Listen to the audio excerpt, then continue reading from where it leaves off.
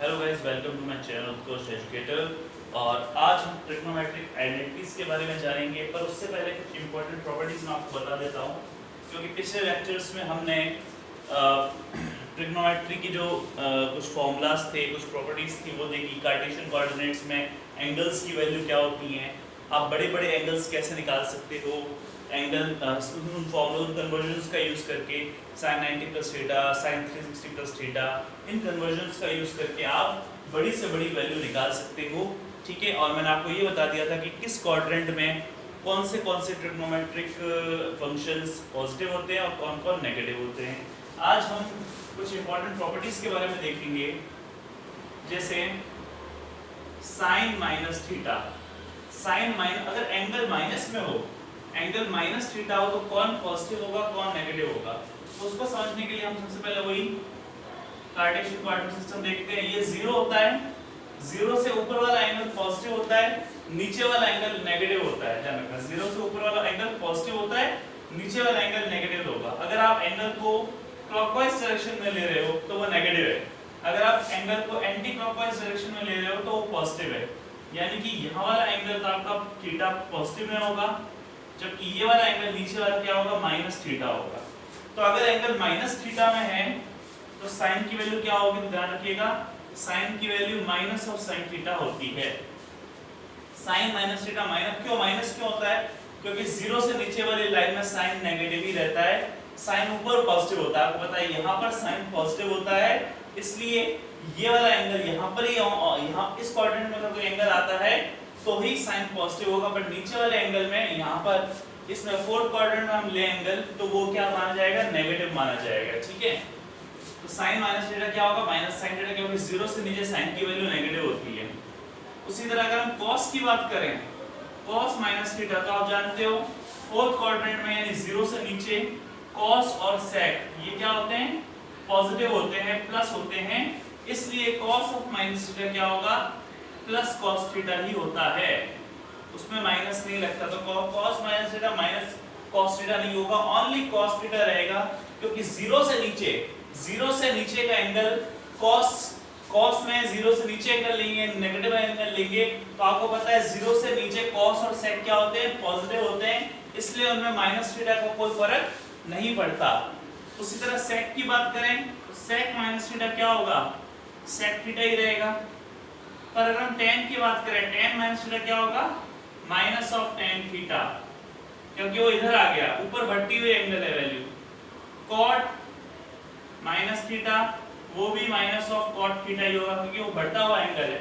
ये एंगल हमने नीचे गिरा, अब ये एंगल बढ़ रहा है ऊपर। ठीक है, तो माइनस थीटा और माइनस थीटा आप समझ सकते हो। अगर ये वाला एंगल यहाँ माइनस थीटा है तो यहाँ वाला एंगल, इस साइड वाला एंगल क्या होगा, प्लस थीटा हो जाएगा। इसलिए या आप ऐसे भी समझ सकते हो कि अगर ये एंगल थीटा है तो यहाँ की बात हो रही है, इस क्वाड्रेंट की बात हो रही है, ओनली इस क्वाड्रेंट की बात हो रही है, ओनली फोर्थ क्वाड्रेंट में बात हो रही है। तो फोर्थ क्वाड्रेंट में सिर्फ इन दोनों को छोड़ के बाकी सब नेगेटिव होंगे, इसलिए cos ऑफ माइनस थीटा में माइनस का कोई फर्क नहीं पड़ता, cos और sec में माइनस का कोई फर्क नहीं पड़ता। आप इतना ध्यान रखो, फर्स्ट क्वाड्रेंट में एंगल थीटा पॉजिटिव है, फोर्थ क्वाड्रेंट में एंगल थीटा नेगेटिव है। नेगेटिव फोर्थ क्वाड्रेंट में cos और sec पॉजिटिव होते हैं, इसलिए माइनस ऑफ थीटा इन पर कोई इफेक्ट नहीं करता, ये cos थीटा sec थीटा ही रहते हैं। जबकि sin minus theta minus sin theta, tan minus theta tan theta, cot minus theta cot theta, cosec minus theta, तो cosec sin की फैमिली, इसलिए वो भी माइनस ऑफ cosec थीटा होगा। ठीक है, तो ये आपको थोड़ी वैल्यूज पता होनी चाहिए। अब हम आ जाते हैं ट्रिग्नोमेट्रिक आइडेंटिटीज पे, यानी त्रिकोणमितीय सर्वसमीकरण। तो आइडेंटिटीज के बारे में आज हम डिस्कस करेंगे थोड़ा, और दो चार क्वेश्चन भी देखेंगे इसके। तो ट्रिग्नोमेट्रिक आइडेंटिटीज के काफी क्वेश्चन कॉम्पिटिशन एग्जाम से पूछे गए हैं, टीआईबी एग्जाम में भी काफी इससे रिलेटेड क्वेश्चंस देखने को मिलते हैं। तो सबसे पहले हम आइडेंटिटीज को समझ लेते हैं। आपको पता है this is right angle triangle, जिसपे ट्रिग्नोमेट्री अप्लाई होती है। इसके सामने वाली जो साइड होती है वो हाइपोटेन्यूज होती है। अगर एंगल थीटा मैंने ये लिया, थीटा के सामने वाला परपेंडिकुलर होता है और ये होता है बेस। पाइथागोरस थ्योरम आपने पढ़ी होगी। पाइथागोरस थ्योरम क्या होती है? पाइथागोरस थ्योरम कहती है हाइपोटेनस परपेंडिकुलर का स्क्वायर प्लस बेस का स्क्वायर इक्वल्स टू क्या होता है? हाइपोटेनस का स्क्वायर। हिंदी में कहें तो लंब का वर्ग प्लस आधार का वर्ग बराबर कर्ण का वर्ग। ठीक है, इस या फिर हम इसको ऐसे फॉर्म में लिख देते हैं, लंब का स्क्वायर प्लस आधार का स्क्वायर बराबर कर्ण का स्क्वायर। तो अब देखिए ध्यान से समझिए, अगर मैं इस पूरी समीकरण में, पूरी इक्वेशन में h स्क्वायर का डिवाइड कर देता हूं, मतलब कर्ण के स्क्वायर का डिवाइड कर देता हूं, तो समीकरण का रूप क्या होगा? ठीक है, ध्यान रखिएगा, मैं सिर्फ p और b और h की फॉर्म में ही लिखूंगा। हिंदी मीडियम के स्टूडेंट समझ जाना, p का मतलब l होगा, परपेंडिकुलर मतलब लंब, बेस का मतलब आधार और हाइपोटेनस का मतलब कर्ण। तो मैं इस पूरी इक्वेशन में अगर h स्क्वायर का डिवाइड कर दूं तो इक्वेशन क्या बन जाएगी? देखो, p स्क्वायर अपॉन में h square plus b square by h square equals to, अब देखो h स्क्वायर में h स्क्वायर का डिवाइड करेंगे तो 1 हो जाएगा। This is called identity. Identity में वैल्यू क्या आती है? 1 आती है। दो ट्रिग्नोमेट्रिक फंक्शंस का स्क्वायर करके हम ऐड करते हैं या फिर माइनस करते हैं तो हमें आइडेंटिटी मिलती है, मतलब 1 मिलता है। This is called trigonometric identity. अब देखिए p बाय h क्या होता है? आपको पता है, लंब बटा कर्ण या परपेंडिकुलर अपॉन हाइपोटेन्यूज, ये क्या होते हैं? sin थीटा होते हैं।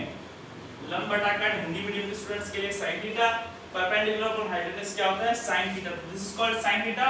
और आधार बटा कर्ण यानी बेस अपॉन हाइपोटेन्यूज क्या होता है? cos थीटा होता है। तो ये बन गया हमारा sin स्क्वायर थीटा और ये बन गया हमारा cos square theta equals to 1।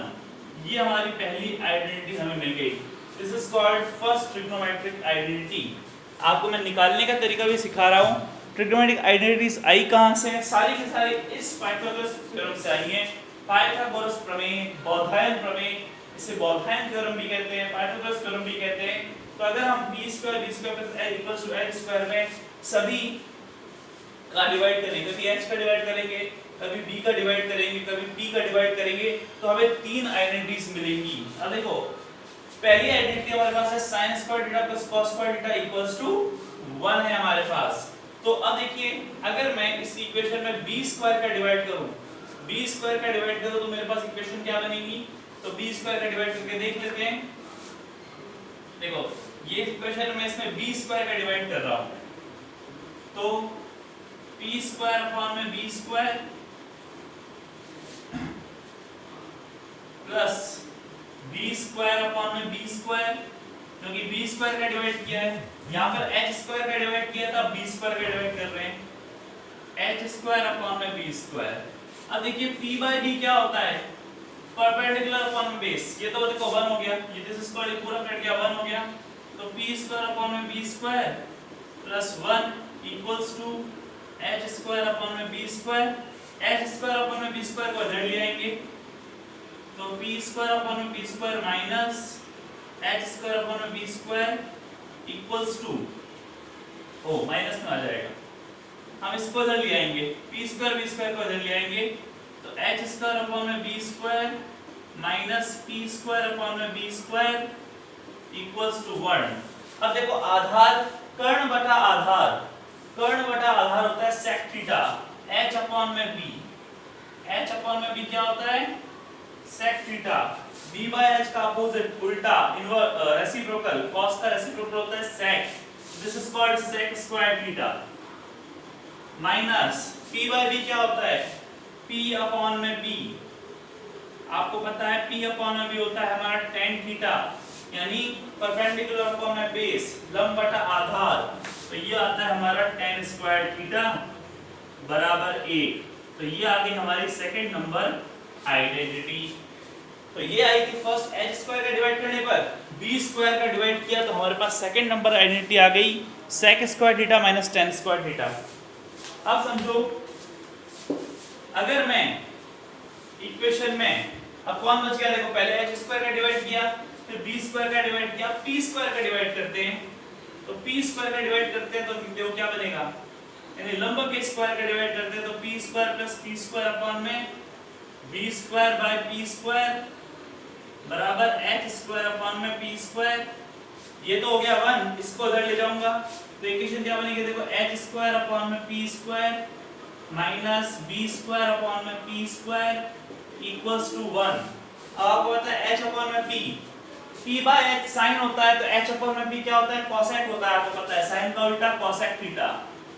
लंब बटा कर्ण साइन है तो कर्ण बटा लंब क्या होता है कोसेक होता है। तो ये आइडेंटिटी आएगी कोसेक स्क्वायर थीटा की फॉर्म में। Cosec square theta minus p by b हमारे पास क्या था tan था तो b बाय p मतलब उल्टा यानी cot स्क्वायर थीटा बराबर 1। ये हमारी होती हैं trigonometric identities. This is identity 1, this is identity 2 and this is identity 3। तो हमारे पास तीन सर्व समीकरणाएं कहां से आती हैं? हमारे पास तीनों सर्व समीकरणाएं आती हैं पाइथागोरस थ्योरम से, बौधायन प्रमेय से, p square plus b square बराबर h स्क्वायर। तो आपको ये तीन सर्व समीकरणाएं अच्छी तरह से पता होनी चाहिए और इनसे बहुत सारी सर्व समीकरणाएं बच जाएंगी। आपको पता है इससे आप sin स्क्वायर थीटा की वैल्यू निकाल सकते हो cos स्क्वायर थीटा को इधर भेज के, यहां से sec स्क्वायर थीटा आ सकता है tan स्क्वायर थीटा को इधर भेज देंगे, cosec स्क्वायर थीटा या cot स्क्वायर थीटा इधर भेज देंगे, किसी की भी वैल्यू निकाल सकते हैं हम इससे। ठीक है, तो ये तीनों आइडेंटिटी हैं। अब इसके यूज क्या होते हैं ये मैं आपको समझाता हूं। यूजेस की हम बात करते हैं कि इसके यूज क्या होते हैं। तो अब देखते हैं इसके यूज में। देखो cosec एक क्वेश्चन जैसे ले लेते हैं cosec square theta plus sec square theta की वैल्यू क्या होगी। cosec square theta plus sec square theta की वैल्यू क्या होगी। आपको ऑप्शंस दे रखे हैं sec theta, cosec theta, B option cosec square theta sec theta, C option sec square theta cosec theta या D only cosec square theta. ये चार ऑप्शन आपको दे रखे हैं।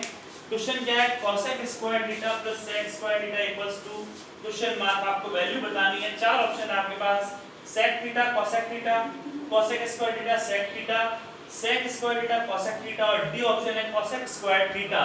तो देखो अगर आपको आइडेंटिटीज आती हैं तो आप तुरंत उस क्वेश्चन को कर सकते हो। cosec स्क्वायर थीटा और sec स्क्वायर थीटा की आप या तो आप आइडेंटिटी लगा दो। cosec स्क्वायर थीटा और sec स्क्वायर थीटा की क्या आइडेंटिटी होती है तो, या फिर एक काम आप ये कर सकते हो cosec थीटा बराबर आपको पता है ये 1 sin थीटा होता है और sec थीटा आपको पता है ये 1 cos थीटा होता है। तो तुरंत आगे बार सॉल्व करके बताता हूं, फिर आप तुरंत चुटकियों में भी कर सकते हो इस क्वेश्चन को।